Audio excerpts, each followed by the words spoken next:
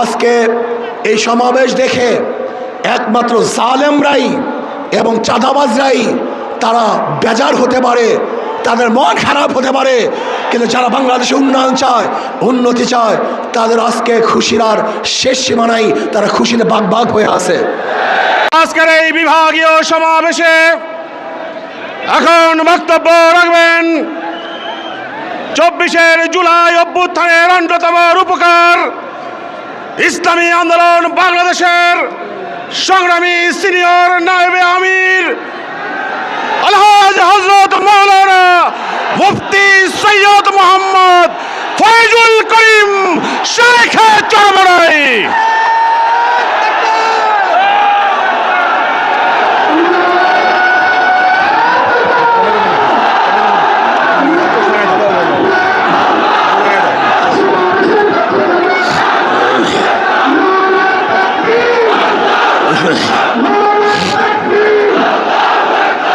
আসসালামু আলাইকুম।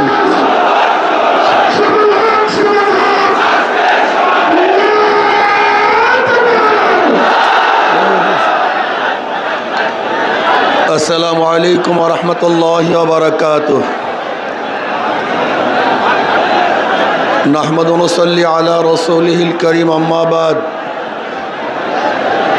ফাআউযু বিল্লাহি মিনাশ শাইতানির রাজীম। বিসমিল্লাহির রহমানির রহিম।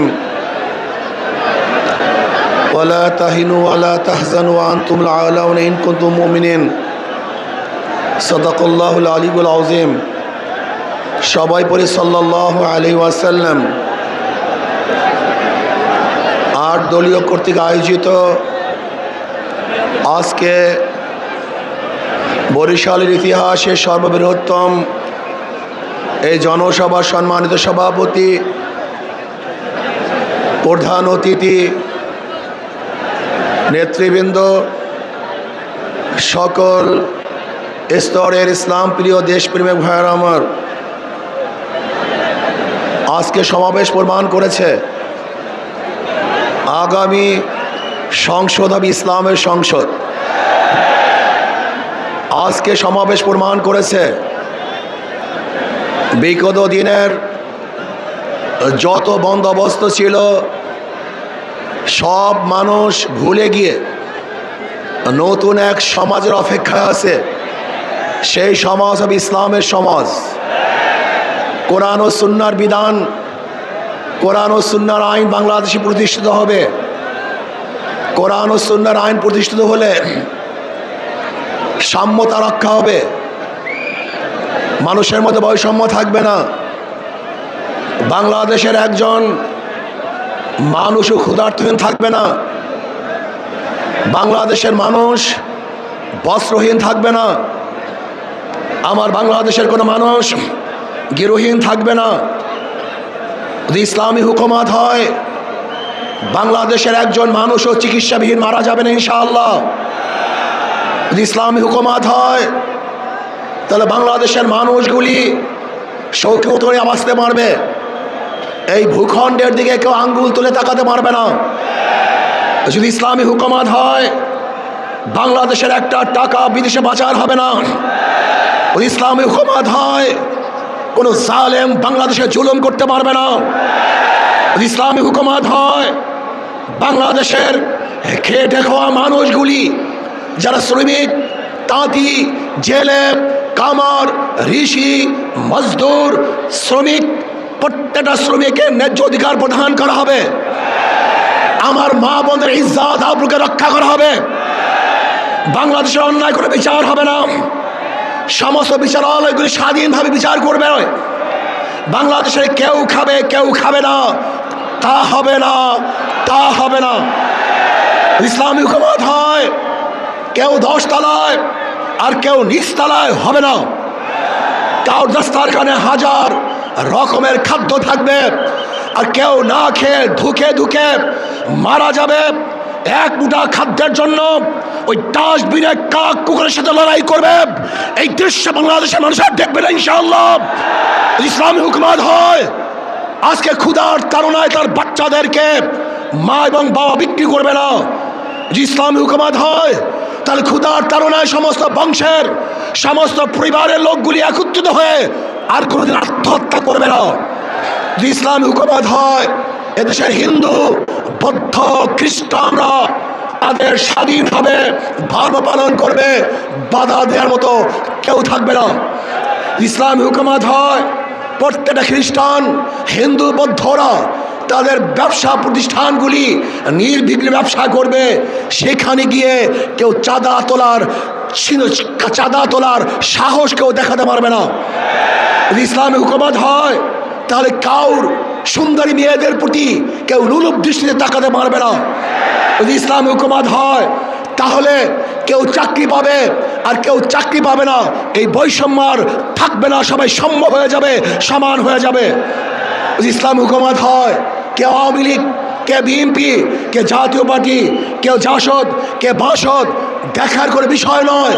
যারা অন্যায় করবে না, তারা বাংলাদেশের প্রত্যেকটা জায়গায় নির্বিঘ্নে হাঁটতে পারবে, বুক উঁচা করে হাঁটতে পারবে।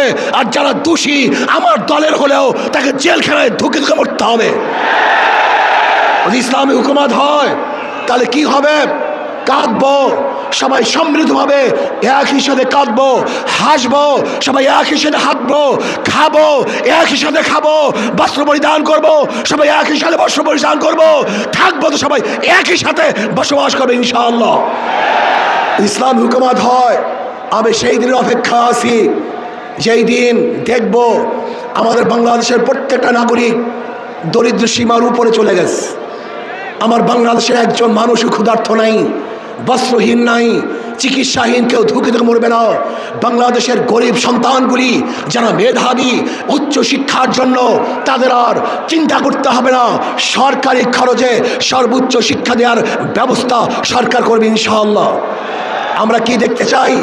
এমন এক সমাজ দেখতে চাই যে সমাজের মধ্যে থাকবে সাম্য, মানবিক মর্যাদা, সামাজিক ন্যায় বিচার।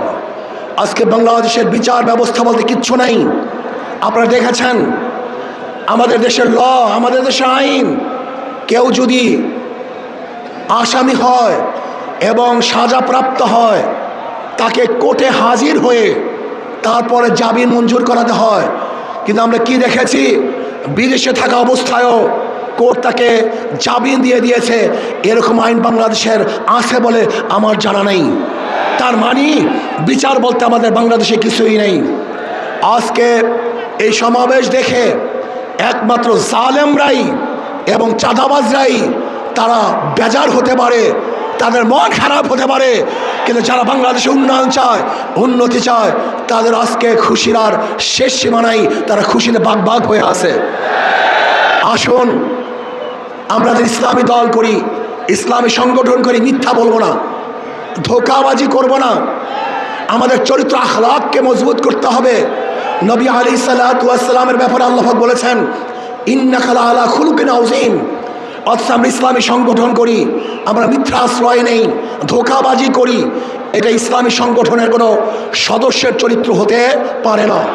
যা বলবো স্পষ্ট বলবো, যা কিছু করবে স্পষ্ট বলবো, কোনো অবস্থায় মিথ্যা বলবো না। যদি আমরাও মিথ্যা বলি তাহলে আমাদের উপরে মানুষ আস্থা হারিয়ে ফেলবে, আমাদের কথাও মানুষ বিশ্বাস করবে না। আসুন আগামী নির্বাচনে ঐক্যবদ্ধভাবে নির্বাচন করবে ইনশাআল্লাহ। আমি আগেই বলে দিয়েছিলাম, যদি আমরা মুনাফিকি না করি, আমাদের কলিজা, আমাদের কলব যদি ঠিক থাকে, আগামী ইসলাম হুকুমত হবেই হবে ইনশাআল্লাহ।